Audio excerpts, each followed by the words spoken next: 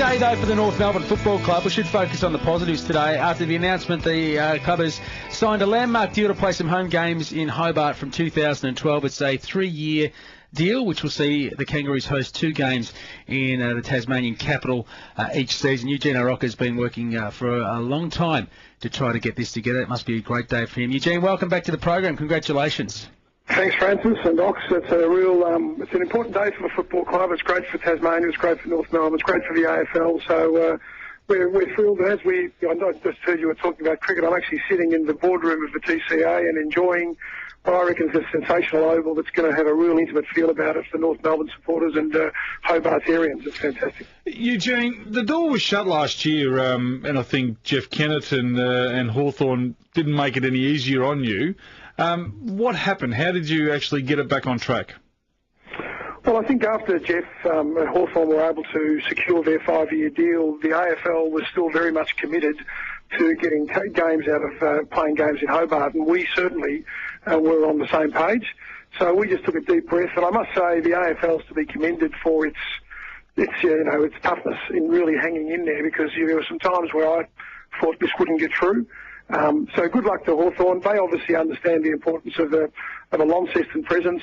We understood the importance of a Hobart presence, and even after it was scuppered last year, we went back to the drawing board with the help of Andrew Catterall and Andrew Demetriou, and here we are today, some 9-10 months later, with what I think is going to be a great deal for Tasmania and the North Melbourne Footy Club. So there have been times when the wheels have wobbled, but I think today there was a room full of people with a lot of smiles on their faces, and I think it's a great result for the AFL in particular. What's the bottom line for the club? How much money does this deliver to North Melbourne over the 3-year period?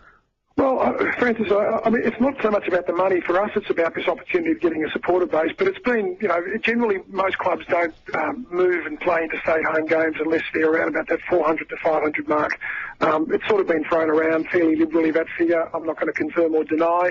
The fact is that the North Melbourne Footy Club sees this as an opportunity that we simply cannot botch, and we simply cannot let go. And as an administration, as a board, we've been waiting for this deal to drop. The financial elements are great, but it's really more importantly about the opportunity of connecting with 250,000 Hobart residents and possibly more within Tasmania, and giving North Melbourne Football Club a much-needed second supporter base, because we simply have shown that over 3.5 years, despite a lot of hard work, the membership has grown, but not to a level that we think is satisfactory long-term. Eugene, surely you can tell us the financials of it. 2 home games are going to be taken away from the supporters here in Melbourne. Yep. Surely they can get an understanding that it is going to be financially viable, and for them to forego 2 games, that it's going to be paramount for the club's success. Well, I'd like to think the members trust the administration, but I'll say this to you, Ox. In the 2 games that we'll play here, it'll pretty much match the 11 games in Melbourne at Etihad.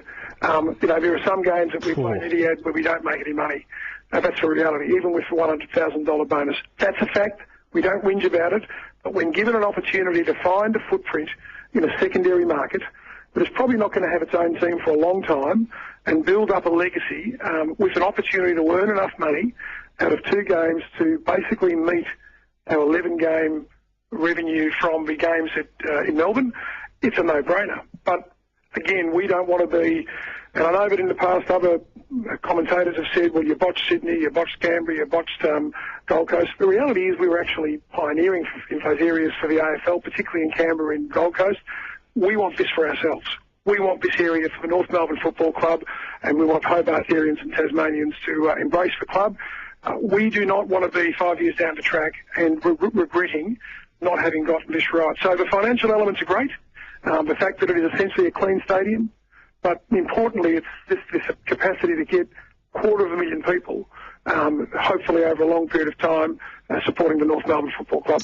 Eugene, if the rational economics say, OK, you play in Melbourne 11 times, you can't make any money. You play in Hobart twice, you make as much money as you do in those 11 digs. Surely the attraction and impetus to play more and more games in Tasmania is undeniable. That's a good point, Francis, but we know that the way in which this deal has had to be put together has suggested that it's probably going to be very difficult in the foreseeable future. By that I mean 5 to 10 years for this state, Tasmania, to take more than 7 games at best. I think it's about where it's at. It's going to be 4-2, probably for a fair while. There are stadium requirements in both the MCG and Etihad, where the AFL's tied until at least 2035, maybe 225 for Etihad, where they have to put on a certain number of games. And so it's not as easy to take games out of Melbourne and place them down in Tasmania, even if it meant increasing a couple of games a year. So from our point of view, and JB was asked this at the press conference, we are grabbing this opportunity. We're going to go as hard as we can so that in 3 years' time they'll hopefully roll it over again. But I think there are greater forces at play when it comes to playing more games in Hobart beyond the 6 that are currently pegged. So now, can I ask you, will you be setting up the ultimate Tasmanian derby? North versus South, North versus Hawthorn, in either Launceston or Hobart? It is screaming out. But as JB quite rightly said, we haven't had a lot of great success in getting fixtures right for the North Melbourne Footy Club. The AFL haven't really always met our requests, and I would think that longer term, one would think that the old the chestnut, the elephant in the room is an obvious one. We certainly intend to keep playing Hawthorn in Launceston. We hope we're going to be the game that they play up there. As to whether we play them down here, that's really going to be a matter for the AFL to determine. Well, the Tasmanians will love it. You've got to remember, well, of course they will. It'll be sensational, a battle of the stripes. Yeah. But I think, again, it's one of those where the deal's been minted, which is fantastic for 2 games. Now, the AFL, the relevant stakeholders down here and the North Melbourne Footy Club will sit down and talk about which are the best clubs. We also want to get an advantage out of playing in Hobart. We don't want to. We also want to win games in Tasmania and Hobart. We want to make this our intimate cauldron where they come down and they don't win. And that's a reality that I think will be ultimately achieved no matter who we play. So. But, from our point of view, I've just gone and walked around the Oval. I don't know if you've been down here. Oh, it's a ripper. It is about as close as you can get to reaching out and touching a player from many parts of the Oval. So I think North Melbourne people will get on the spirit of Tasmania and they'll get on their planes and they'll come across and they'll turn it into a weekend that hopefully will be a successful one for the club. Eugene, is Ballarat out of the picture now? Is our regional areas now finished that you've conquered? We haven't conquered, but you've certainly entered Hobart? We've said all along, Ox, that we have got a strategic plan that is, one, a strong supporter base interstate, which is Tasmania, a strong regional presence, and we are in regular discussions with the Baillieu government, continuing to push that cause. In fact, what we say about Tasmania is, look what can be achieved if enough parties pull together hard enough to get an outcome. We know the AFL's keen for a stadium in Ballarat. Are you close to doing a deal with Ballarat? No, we're a long way off, to be brutally honest, because this government has made it very clear that it's come in on an election platform, but didn't include Ballarat. But I must say that the conversations have been very much along the lines of the door's not shut. Just keep doing what you're doing. The opportunity may arise, and we're encouraged by those discussions. So, but I must say, Ox, it took us about a year of heavy lifting down here. It'll probably take more than a year of heavy lifting in Ballarat, but I do, because you're talking about building a stadium. It's an entirely different scenario to when you've actually got one. But I'm absolutely committed to Ballarat. It was the club's idea to announce in 2008 we had a partnership, and we've spoken to our colleagues in Ballarat. We've assured them that we'll continue to push for a regional presence.